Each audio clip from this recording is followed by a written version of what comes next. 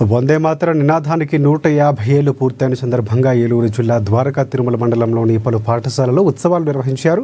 విద్యార్థులు వందే మాతరం పాటను ఆత్మీయంగా ఆలపిస్తూ జాతీయవాదం పట్ల తమ ప్రేమను వ్యక్తపరిచారు.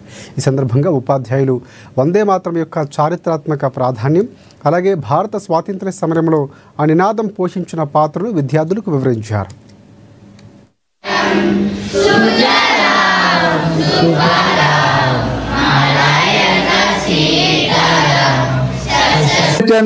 గొప్పతనాన్ని, నదుల్ని, మొత్తం భారతదేశ సిరి సంపదల్ని అంతా వర్ణించడం జరిగింది.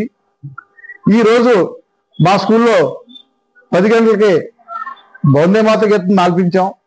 వారికి క్విజ్, ఎస్సే రైటింగ్, డిబేట్ ఇవన్నీ నిర్వహించి విద్యార్థుల్ని ఒక వందే మాతరం స్ఫూర్తిని విద్యార్థులకి వాళ్ళ తల్లిదండ్రుల దగ్గర తీసుకెళ్తాం. ఈ కార్యక్రమాన్ని బాగా నిర్వహిస్తామని ఇందు మూలంగా మొత్తం అందరికీ తెలియజేస్తున్నాం. మరి నవంబర్ 7వ తారీఖున అంటే ఇదే రోజున మరి బంకిం చంద్ర చటర్జీ గారు మరి యొక్క గేయాన్ని రచించడం జరిగింది. ఈ యొక్క గేయాన్ని మొట్టమొదటగా ఆనందమఠ అనేటువంటి నవలలో ఆయన రాయడం జరిగింది. అయితే దీనికి మన గురుదేవ్ రవీంద్రనాథ్ ఠాగూర్ గారు సంగీతాన్ని సమకూర్చి మన యొక్క